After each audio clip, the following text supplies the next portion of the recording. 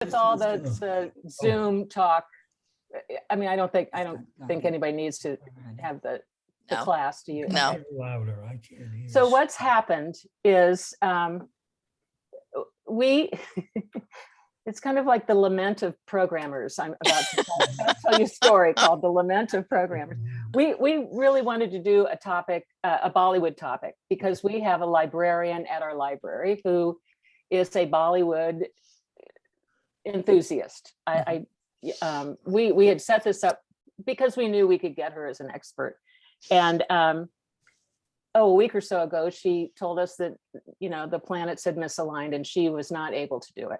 Right. So then we found a man named Venkat Manda from Kansas City, who is Mr. Bollywood. He had organized a Bollywood film festival at the Glenwood on Metcalf, if you're familiar with Overland Park. He has a show on KKFI called The India Show. He's an activist and protests on various issues that concerns Indian people wrongly accused and things like. I've seen him on Google in the news. He was so enthusiastic. He said, I could talk Bollywood for 3 hours and all day. And so, but he had not heard of this movie. And so he signed up for Canopy at the Johnson County Library. I'm telling you, he was all about doing this. Well, we got an email 2 days ago saying, sadly, that he had caught a bug and that he was very, very ill and that he was going to contact me this afternoon, which he did not. I sent him a note saying, I hope he was feeling better. I attached the Zoom link and saying, we'll completely understand. I'm hoping he doesn't have COVID or something horrible. Yeah. So that's where we are. So Sharon gets on. This is literally, I have clips from the director of the movie and Rachel, who's the granddaughter of Rose, one of the stars. I've got that interview was done by the Chicago Jewish Community Center.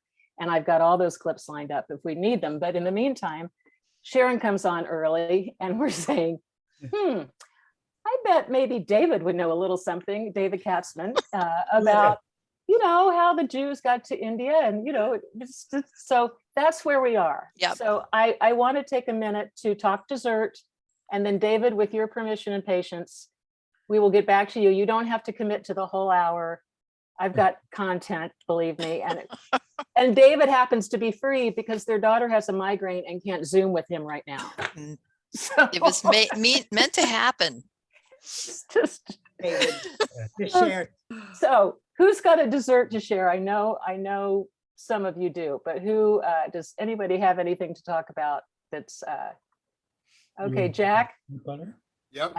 Georgia, I couldn't come across anything that was Indian Jewish specifically, although most Indian food, I think, because it's vegetarian, is probably kosher. Yes, But- I have some Passover recipes. Yeah, but I did a couple Indian items and a Jewish pastry that was my favorite at the Jewish deli near us when I was a kid. So I made kheer, which is a rice pudding, an Indian rice pudding made with rose water and almonds and raisins. And it's pretty good if you like rice pudding. And then I found a recipe from a chef who put together a bunch of Indian specialties, and she kind of made a parfait. So what this thing is a Thandai mousse gulab jamun cup. So those are Indian things that are all layered in here with some cookies and the pastry and the mousse and everything on top. Jack, And do you pretty think good. it had to do with the English kind of the follies or those? I know. I think it's just a pastry chef who was looking for something for her restaurant, and I happened to come across the menu. Okay. And then for the Jewish side of it, my absolute favorite thing is coconut macaroons. And so I made a plain and a chocolate one each, Right. and we will devour those eagerly during the dinner. So good. And will we be able to share the recipes with everybody? We can. I will tell you that the parfait is a bit complicated. I have a friend in St. Louis who's Indian, and I was describing it to her, and she said, "You're really going to make that," and she's really a good cook. But I will share both the recipes and the macaroon recipe, which is really simple and easy to make. You're gonna do that? You want to get to his house before the snow hits. Yeah. Anybody else? Anybody else? Yeah. Hope you all have provisions. Oh, for I'll that. tell you what I fixed. And Okay. It's not Jewish or Indian, Okay. but I'd like to encourage people to get back to cook and serve pudding. Mm. I made cook and serve chocolate pudding and put Cool Whip on top. And it's really good and it's not real rich. Yeah, low calorie. I mean, it's a dessert, but That it's sounds great. good. So Wait, Yeah. so do you mean like Jello instant pudding that we No, used to no, have? the- no, The kind you pudding cook. pudding. It's Can I Jello. tell you, for Okay. Shabbat, what I do is Serve. I use that pudding and I use the, let's say pistachio, or let's say white chocolate and dark chocolate. And then I layer it in a parfait glass and then can put Oh. some whipped cream Oh, on yum. top. With Cool Whip or whipped cream. That's Sounds right. good. And it's no sugar because David is diabetic, and it's delicious and low Yeah. calorie. Right. And it's Yeah. a sweet, it's still sweet. And so it kind of brings closure to your meal. Right. So instead of a trifle, you awesome. can make that in layers, and it's lovely. Wow. Okay. Rosie. Yes, so when we lived, Are you? we're not muted. When we lived in, You're not muted, Larry. We know exactly what you're saying, Larry. Go when we ahead. lived in New York State, many of our very favorite Jewish delis would have great cheesecakes. So today I was down by the Med Center in Kansas City, and there's a newer restaurant there called, I think it's called Our Home. And they have a really nice bakery, and they had about a 5 or 6 inch cheesecake that I bought so we could split it. But With as me. as I was walking in the house, I dropped it and it flipped upside down and shattered. And so we are having cheese pudding. Oh, excellent. Well, save some for your sister, please. Is it any Okay. good? Is it New York style choky? It's not that good, but it's Especially now. pretty good for Kansas. Okay, so I've got to ask because I'm so detail oriented.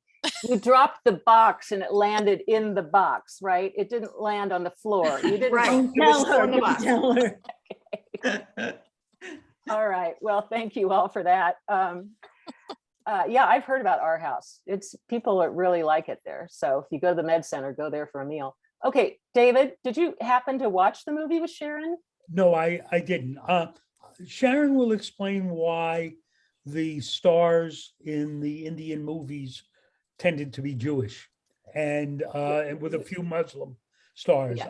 I'll briefly take 5 minutes and explain the relationship of Jews and the movie industry and Hollywood, where Perfect. Hollywood, Bollywood, throughout the world, Jews were deeply involved in the movie industry. And the current theory that tends to explain it is that elites who tended to own much of culture did not value popular culture. They valued what was high culture, though we know in much of the 19th century, Shakespeare and opera actually was a form of popular culture. And in the United States and other countries in the 1880s and 1890s, we began to divide between high culture and popular culture. And the elites tended to control the high culture. So for immigrants or a group that was outcasts in a sense, popular culture, from movies to popular music and so forth, was available for people to move in. And so, especially in the United States, but around the world, then Jews began to get in because they were moving into theaters, forms of vaudeville or music hall in England and so forth, a form of popular culture that people who owned things tended to look down on. So it was available. And so throughout the world, Jews got into making movies from the theater. They owned the theaters and then they moved into it. So again, I know more about the United States and England. So basically, of the 5 or 6 major movie companies in the United States by the 1920s and 30s, all but one of them was Jewish owned. And they tended to be immigrants. And India at the time was changing, the influence of the British suppressing much of the people. So those means of popular culture, which also included, let us say, popular publishing and so forth, was open to Jews when other occupations might be closed to them. So they could move into popular culture because many of the elites didn't value it at all. And I might explain one thing, how like Shakespeare and opera became high culture rather than popular culture. So in the 1850s and 60s, people didn't perform all the acts of Hamlet, but really only the highlights, and opera was also abridged. The movement in the 1890s was to perform Shakespeare plays in its entirety, operas, and that's where you began to get the division between high culture and popular culture. And that's when, in the 20th century, popular culture took over. And Sharon can explain how it is, and I think the movie does, that Jewish women especially played a major role as actors in the early Bollywood films. Thank you, Yeah. babe.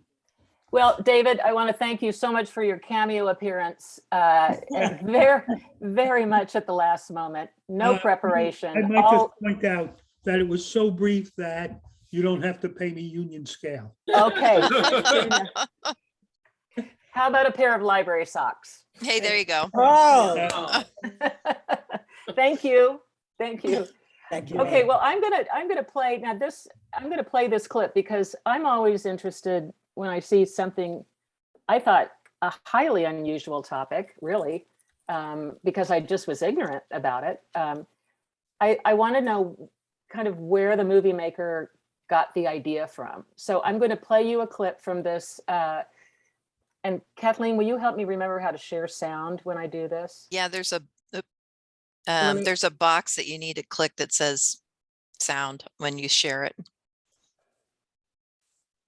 Oh, there it is. Yeah. You see it? Okay. Yep. That's the Okay. key. Okay, I'm going to share that. Am I sharing? Yep. Okay. Yep. And I'll make it full screen too. So this is a clip, and this is the longest clip by far. So it's a 7-minute clip, so you can eat your dessert while you watch it and not worry that anyone will see you. But it does explain where the director sort of came up with the idea and the circumstances going on in his life that led to this sort of odyssey for him. He is in Australia, and the interviewer is in Chicago. And I'm going to go to time code 234, right about there. And I'm going to make it bigger. And here we go. And I grew up knowing there were Indian Jews because there was an Indian Jewish community in London. And in fact, a friend I had an Indian Jewish girlfriend. And I thought, oh, wow, she's really cute. So I always knew, right, that there were Indian Jews. A lot of people don't.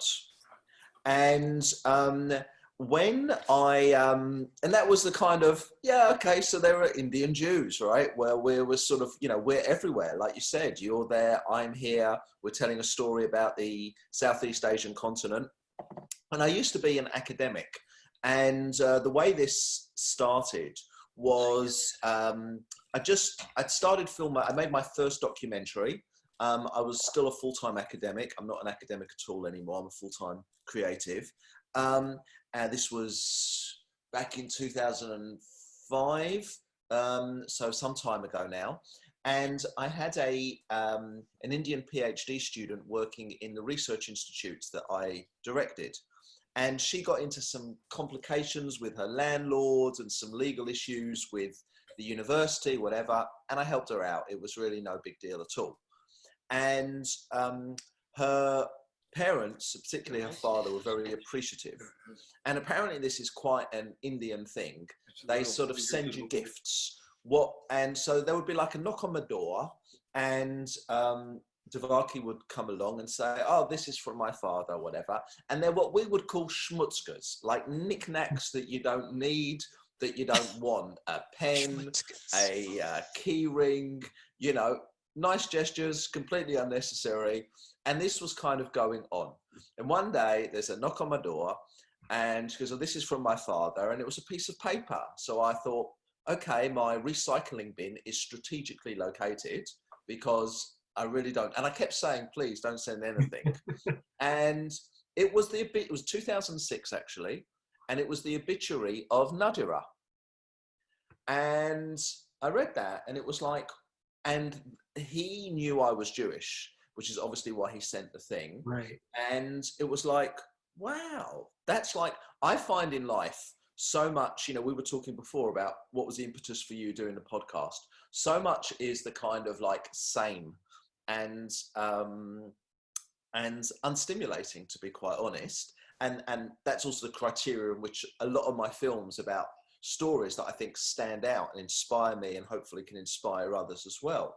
And it was like, wow, a Jewish Indian superstar? You're kidding me, right?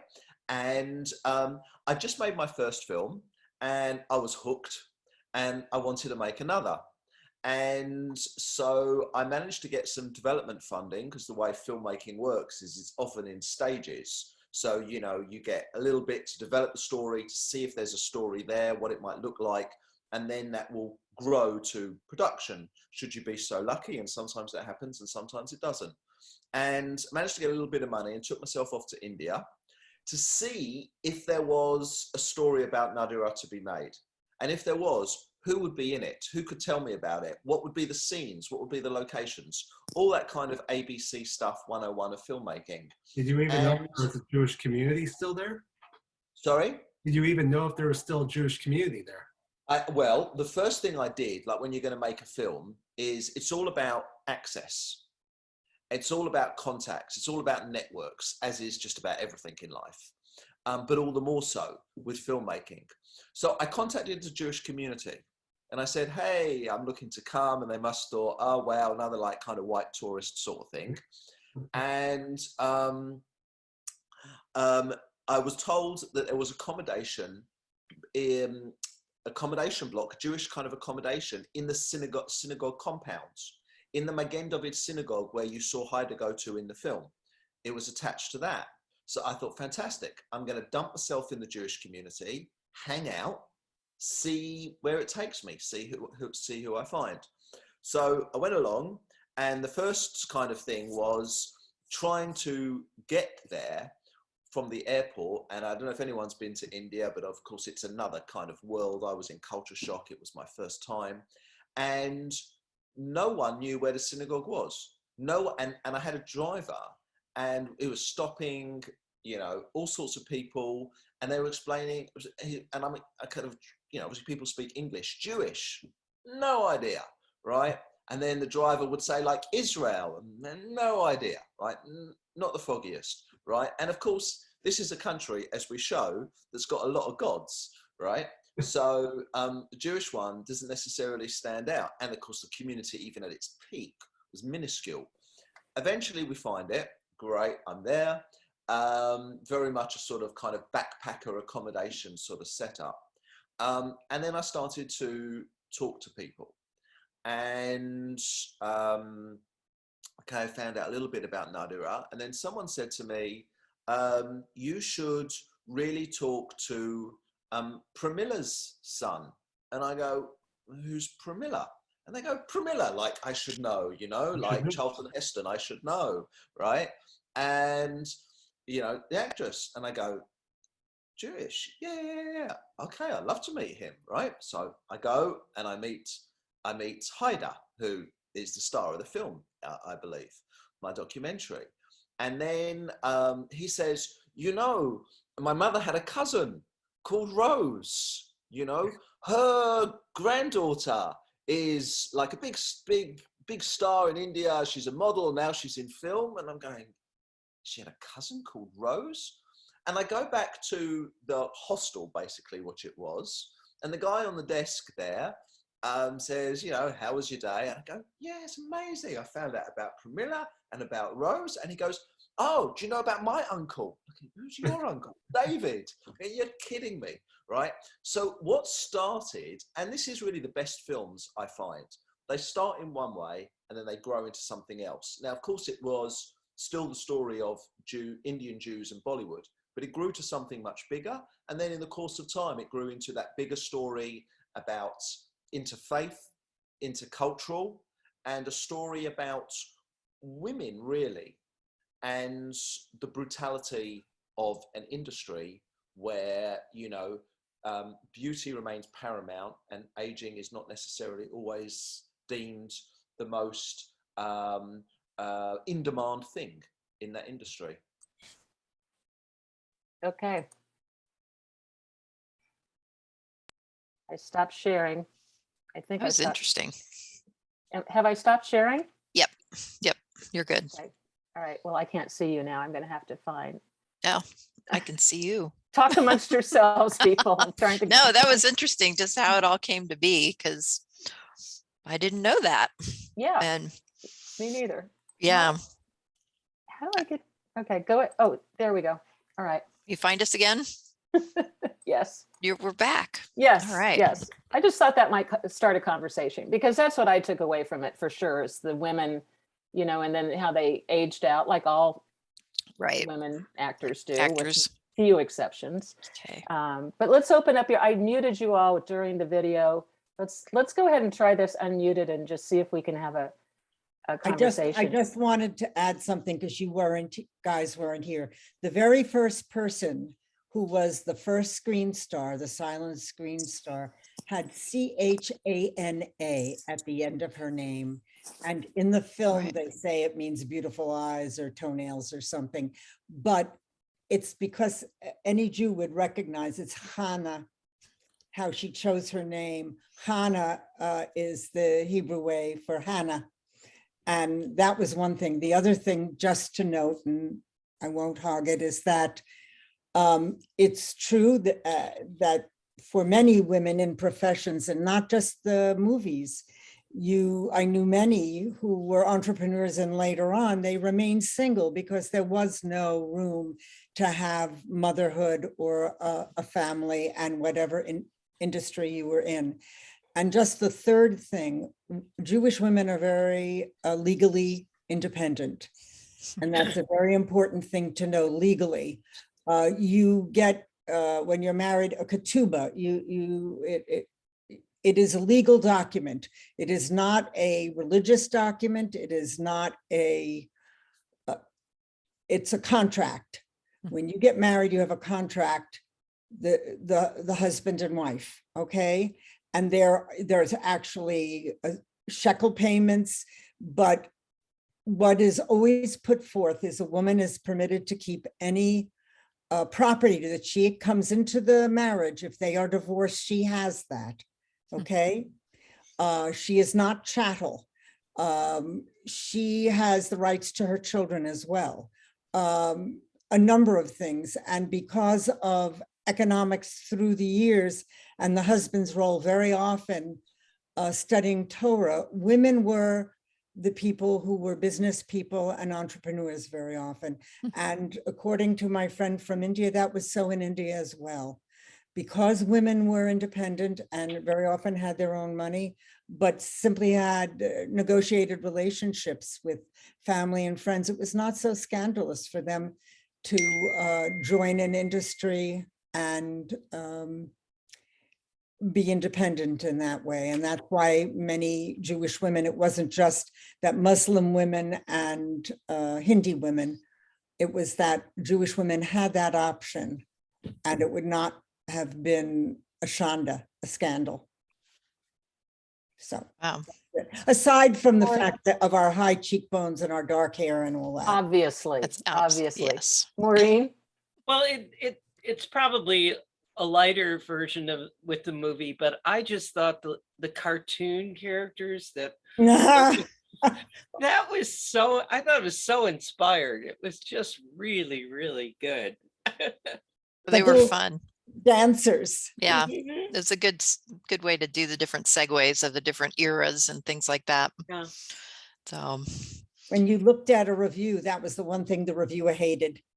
Yeah, Oh, really? I saw that. And then the Stars of David graphics, like, oh, right. and I agreed with that. There was a critic that said, there was a little bit too much of that. But But I thought the dancing ladies were lovely. You too. Yeah. there were, well, I wanted, Sharon spoke of the names, and I have another clip that's much shorter. It's only like 1:15 about the names. It's Rachel. So you remember Rachel? She is in Right. this. I'll have to share again. And Rachel is, I guess she's still in Canada. I'm not sure, but here she is. Oh, did I share sound just now? I don't know yet. Let me check again. Let me Yeah, you share just got to again. make sure you hit that box. Okay, I have. All right. Okay, cool. So here's Rachel, and she is, again, in this same interview, 28:15, same interview with the director on the Chicago JCC Zoom, which was done in June of 2020. Okay. And so she's talking about changing the names of the Jewish women for film. Mhm. Come on, Rachel. Oh, Rachel. This is really interesting. So every Jew had taken the local name. So along the coast, which is my father's, which is the Bene Israel, which is the lost Jews, the lost tribe they call themselves. So they took the name of the land that they were dwelling in. So everybody had a kar. Kar is of. So if the village was Naugao or Pen or Alibag, these are all names of little coastal towns, villages, you became Naugao Kar or Pen Kar. So the Reuben became one of the names, but the last name, which was the business and anything legal or anything to do with the local municipality, you were a Naugao Kar. That is another reason why a lot of the Jewish names were just not said, not spoken, not heard. And then if all these women changed their names, nobody knew the sound of a Jewish name or even had an idea. Well, it's not too different than Hollywood because so many Jews have changed their name there too. Right? So it's a similar thing throughout the world, and it's to be marketable, right? Yeah, absolutely. Accepted. Yeah. It just Okay, that was it. I just thought that was interesting. Yeah, no, because I'm looking on, there is a website that's shalombollywood.com that has all sorts of stuff, because I was getting confused with the characters and the stars in it in terms of what present day people were connected to who. So I looked it up, but like Solohana was Ruby Myers. Yeah, Right. that's, and yeah, Pramila was Esther Victoria Abraham. So it's interesting the changes they're adopting the Indian names. Kathleen, do you notice how very British they are? Victoria. There are some traditional names like Rachel, but what I'm hearing, and of course Esther, but in between there's a whole bunch of Brit. Right. No, it's true. Yeah, so go ahead and unmute yourself if you want. If you have anything to add. Yeah, I was wondering what I was having trouble too. The first time, to be honest, I couldn't hang with it, and I think I started it too late at night. I was having trouble, like Kathleen said, tracking the characters, and it's done in a nice timeline, right, with the early films, and but I was getting confused a little bit, and then I watched it again, and I started thinking, who would the American counterparts be to these women? Especially the Vamps. Like I was thinking Betty Davis. But obviously it was a different kind of film. I was thinking Mae West. Theta Bara. Oh, Oh, yeah, Theta Bara, Mae West, Press yeah, somewhere on the screen and then it'll come down. Oh, yeah. that's great. I wonder about Kathryn Hepburn. Was she ever a vamp when she was young? Ooh, No, I don't think so. No. No. I think She had a she's, long career in the movies, for sure. she did. right, no, she was a Yeah. lockjaw But you're forced to be a Connecticut girl. so Nadira was the vamp, right? I think for her, terror is more of a description than vamp. He's right. Well, Betty Grable was. Betty Grable. That's who Yeah. said Betty Grable. Betty That's who Grable. I was Big thinking. hit. Yeah, that's who I was thinking of maybe. She's from more that a time pinup period. than She was a a vamp. No, She was a she's wartime pinup. yeah, she's Oh, a she was the pinup, pinup. not She a never vamp. acted? Okay. She's, Well, no, Wait, she's, but she's very wholesome. She did, but Yeah.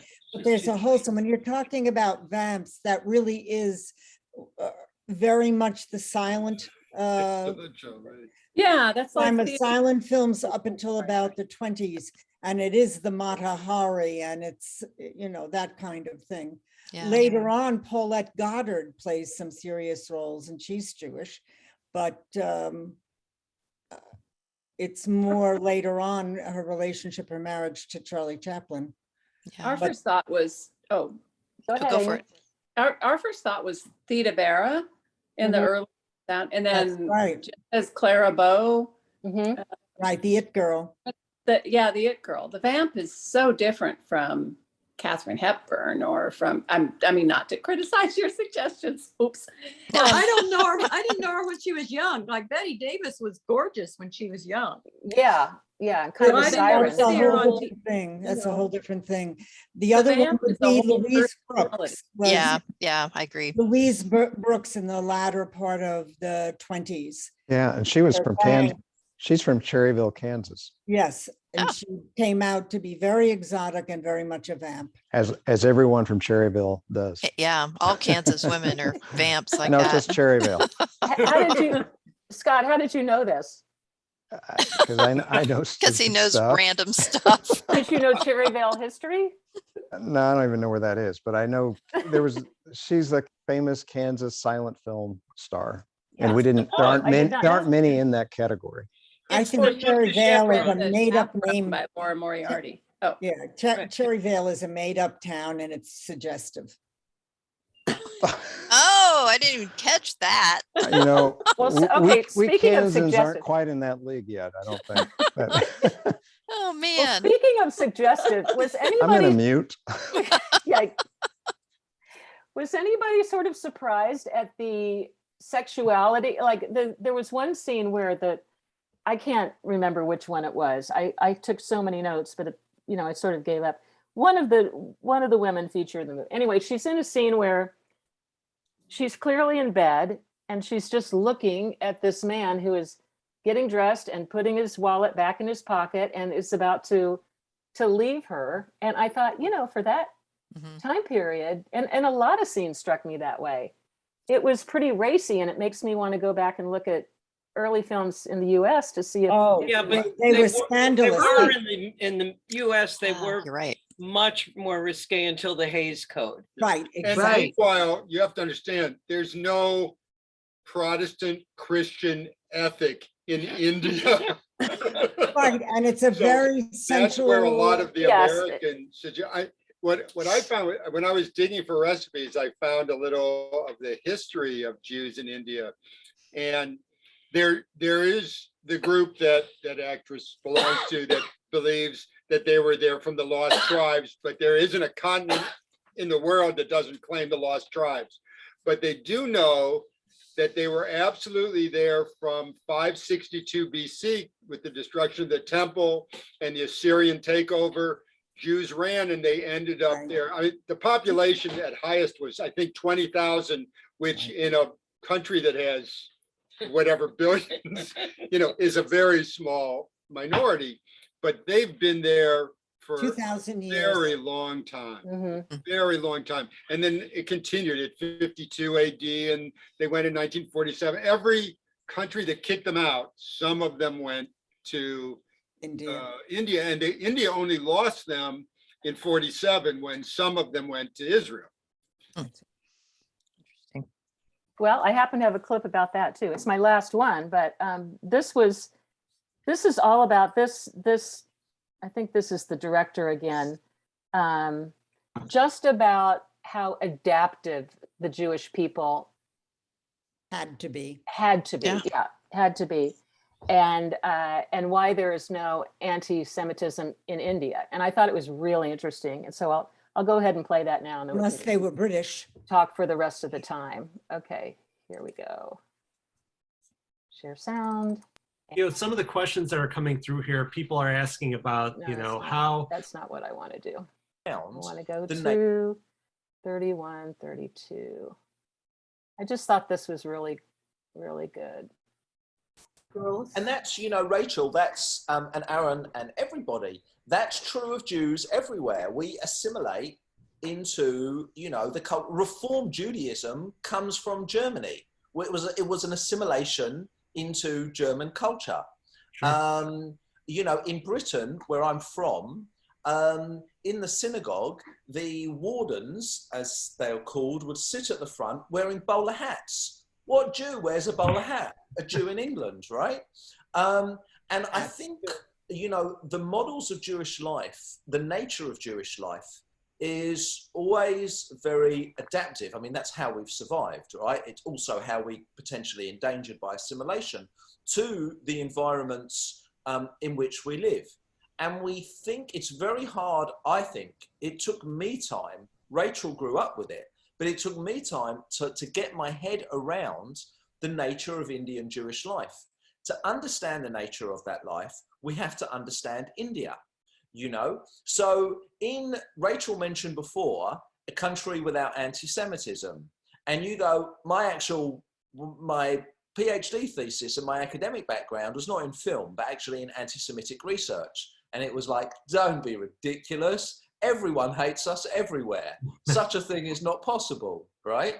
And the reason why it's possible, and indeed does exist and has happened, and the Mumbai Chabad attack was, of course, something from outside. It wasn't indigenous local anti-Semitism or terrorism, was because India, while it's a multicultural society, albeit a multicultural society under strain at the moment, is a Hindu-dominated culture in the same you and I exist in Christian-dominated societies culturally, even if they're multicultural. And in India, like, you know, Hinduism, you've got 1,000 gods, so another one, what's the big deal, right? Right. You know, that's hardly a threat, right? It's not a challenge to, you know, a trinity. There's no Christianity, of course, is a minor religion in India. So that whole thing about deicide, which has shaped in many respects Western civilization, the Luther Church, etc., doesn't exist in India. And then there's that philosophy in India of Shanti that Rachel can expound upon probably better than me, but about, you know, kind of acceptance and tolerance and openness. That is an ethos, in the same way that in Australia, an ethos here would be a fair go for anyone. And so all these things created this environment where Jewish life was very much tolerated, never seen as a threat. And I think that's another unique part of the story. You mentioned something before. That's it. They were minuscule and did not in any way form an economic threat either. Yeah, I'm just getting back. Sorry. Go ahead, Kathryn. I Do you No, think that was partly because they had similar physical characteristics, that they were not a threat? Since so many came from Iraq, and the others were ancient, literally 1,000 and more years. When I looked at the movie, they said one of the things that made them desirable is they had whiter skin. And that really meant there wasn't that much assimilation, that even though you did see intermarriage, that they had tended to marry within themselves. Any Indian, I mean, there are differences, but if you put on the makeup and you've been raised there and you have the hand movements and certain aspects, you're not Aryan, so you're not sticking out. Although you could wear a wig, I imagine. I would have loved to have known, and it wasn't the point of the movie, so I understand, but just how hard it was for the Indian women, the actresses, to break through, and actors to break through.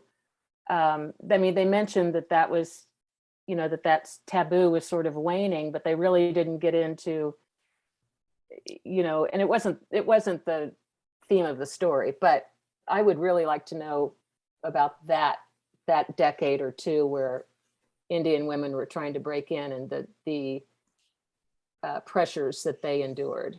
I think It had to be after independence, for one thing. Yeah, it was. Then you'd have to kind of look into the Islamic community and how traditional it was and how Sharia was dominant or not. Well, you know, India has a long history of class struggles between the untouchables all the way up to the Maharoons, right? You know, yeah, it's class, but caste, right? Which is basically the same as and no decent woman would be an actress, just as in America, no decent woman would have been an actress. They would have had a heart attack if they were Brahmin. Yeah. But we also remember that Pakistan broke off from India because of the intolerance between the Muslim portion and the Hindu portion of India. So, you know, it wasn't that idyllic. Yeah. I think it was interesting when we were in Israel, in Ireland with Maureen's cousin, we asked about the troubles and, you know, would that happen in the south of Ireland where she was? And she said, there's not enough of them. So it's the same concept. There's not enough Protestants there. They're all Catholics. So the numbers has a tremendous amount to do with it, as well as I 100% agree with the economic structure was their prejudice, not religion or color or anything else. It was economics, and that's still today. Maureen, it's outlawed, but it's still today. Maureen, I lived in Dublin in 1976-77 during the Troubles, and I disagree with that. There absolutely are Protestant enclaves, and the resentment in the South. No, Jay kind of misspoke. You said there were. She just felt there were more. I mean, we're talking about absolutely. But in Ireland, and that's Ted Wilson in the history department, his wife had an Irish background, so they went there the year before. They had a terrible time because they didn't realize they had to either affiliate with the Catholics or the Protestants, because all activities, sports, food, everything was either or. And we were just lucky because there was, 4,000 to 8,000 Jews. And so we formed part of a community. And so that was acceptable. But there was tremendous separation between people and tremendous resentment against anybody who was Anglo. Let me clarify. What I meant was, when I said the South, was the way South. I mean, this is County Wexford in the Republic. Yeah. So that's a place where it's almost like, what's the movie with John Wayne? Quiet Man. It's almost like Quiet Man, where the Protestants don't even have a congregation. There's a handful of them, and everybody in the community is Catholic in those communities way south. I didn't mean all of the Republic. When I think of the South, that's the way British people refer to the Republic. They don't want to even call it a republic. They will call it South Ireland, and so that's what I heard. Well, yeah, and you're talking about areas like Cork, and that's where my family's from. They're all a bunch of Catholics. But like the areas around Dublin, there's pockets of Protestants closer. Now there are pockets of Indians and Pakistanis. Yeah, Absolutely. Unbelievable. When I was there, it was a homogeneous Mhm. population. And it is now an international population. Yeah. And they have immigration problems. They were always very welcoming and warm. And then things changed because there was tremendous an influx once the Irish economy took blossomed in the the 60s. And then the doesn't matter. Yeah.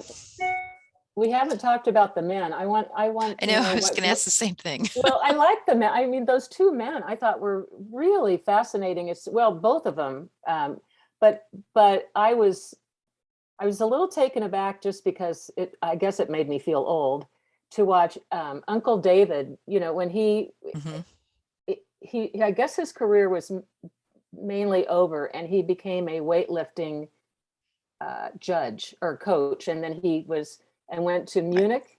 Right. And then, you know, and I remember, I think I was a sophomore in high school or something when that happened. And I'm Mhm. looking at that footage and it looks so old. I know. Like it's black and white, it's fuzzy.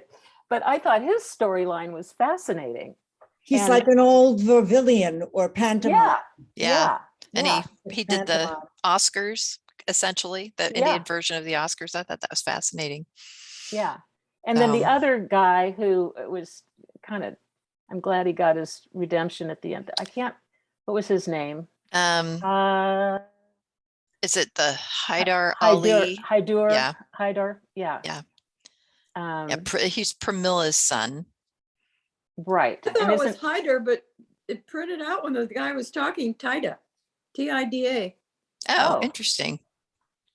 Yeah, I thought it was H-A-I-D, but I don't know. But he's the one that got his big premiere, right? Is he the Right. one? Yeah, he got Yes. his big premiere at the end, and I thought, Right. oh, good. because- Perseverance pays off. Exactly. Yeah. Exactly. And it was primarily because, it wasn't because he wrote the movie. I mean, he like wrote the movie and so he got a part in it I didn't pick up on that. as well.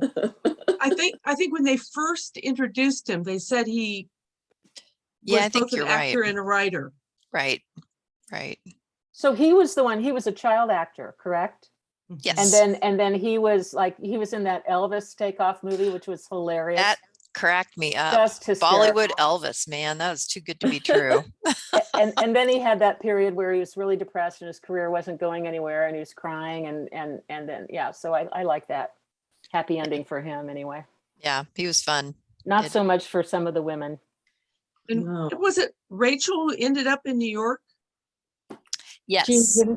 Yeah, she was the one that ended up getting married and moving to New York and having Oh, they were in right. Central Park, I think, Yep. at some point with her Yep. baby. So yeah, she's connected to Miss Rose. That's her grandmother was Right. Miss Rose. And her Mhm. mom, I think, played pretty prominently throughout it too. And was she the model? And Yes. so now we know where she ended up from Canada. She married an American. And although she was happy, she seemed a bit disgruntled that the way she described herself towards the end, that she was no longer a professional person. Yeah, they describe it as she settled into a new role as housewife in Los Angeles. It's like, Right.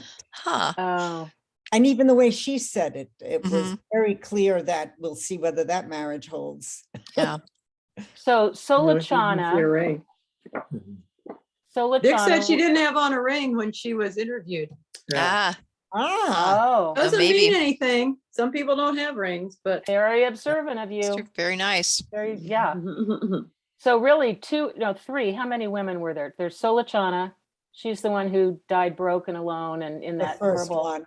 Right. house. And then, But she had a stamp made after her when she died. well, there's So that. there's that. And then Nadira, who is, And in between there was Rose and Camilla. Pramila. Pramilla's the one I thought was very impressive. I mean, she was still alive, they interviewed her. Yeah, and she was lived till she cool. was 96 or something. And yes. Yeah. She was a Still had- pistol. I liked her a lot. I Yeah, mean, she had I good liked bones. all of them. And had she good was the one bones whose son was the structure. filmmaking guy. Yeah, How dear. Okay. Very was a- interesting. interesting film. Yeah. Did you like it, Katie? I know you got your mic off, but good.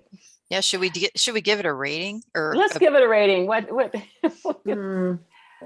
Okay, out of 5 stars on a 5-star scale, how many? I mean, I'd give it 4. Yeah, 3 for Scott, 3 for Sharon. Oh, 2, 3. The Okay. first half was Yeah, that's why I really, I just could not hang with it on the first time. I watched the first half and it was a little, I think it was a mindset you had to get in or something, you know, Yeah. just, I'm going to go with this. And But they didn't and have the any groovy, vibe. you know, the narration with the groovy. Yeah, it was a little too groovy. The language was odd. They didn't have first, I mean, they had people speaking later on, but she had already passed away. So it was really old history and that was hard to connect. And everybody began to look alike. Same eye makeup, same color. That's hair. why I had to look them up. Who was connected to who? It was really hard. So Well, just and they were related. I mean, yeah, cousins and that's a good point. uncles and so forth. Yeah. So Yeah. So Well, he really lucked out. And that's why I wanted to show you that clip because, oh man, I mean, he lucked out in his first day finding those relatives. Otherwise, Yeah. how would he have done that? it's a great lesson in seizing your opportunities, you know, when they're in front of you. Yeah. Can I just say one thing about names? Yeah. You said hood, and very often you can identify someone within the community. Jews did not have last names. As you saw with Danny Ben Moshe, it's Danny, son of Moses, okay? It was Bat, daughter of, or Ben, whatever. It was only later on in Europe when last names were important, they were given. And in Germany, very often they were given them colors, but very often put downs. Their names were put downs and not wonderful. And very often when I keep thinking of some foods, but in the Pale, which the Pale of Settlement was huge, you took very often the name of your town, the same thing as they mentioned in India. So you get people, you know, who are really not related, but they came from the same town and area. And then later, you know, names are changed and partly it's so that people don't point and say you're Jewish, but partly it's because nobody is spelling anything. It's constant battle when you have a Russian, a Polish, a Romanian, a Belarusian, all Lithuanian, all those names needed to be spelled out in this great Smith, Jones, Johnson, Jackson community of America. And so Ben, that was part of it. So does Ben mean son of? Exactly. And is the hyphen modernization, like the hyphen hasn't always been there, right? Like it's Ben hyphen Moshe. Yeah. And so that links him, son of, but Yeah. everyone else would know. Just as the Arabs, they have the same structure since we're sisters and brothers virtually. It's the same structure, Ibn, and I mean, same thing about names. And can I tell one Jewish joke? Yeah, let's leave on a Jewish joke. Why not? This is terrible because I don't tell jokes very well, but the guy comes in front of the judge and says, I'd like to change my name from green to white. And the judge says, why are you doing that? You were here just a couple of weeks ago to change your name from Berkowitz to white. Why are you doing that? He said, that way, when people look at me and say, what was your name before, Mr. Green? I can say white.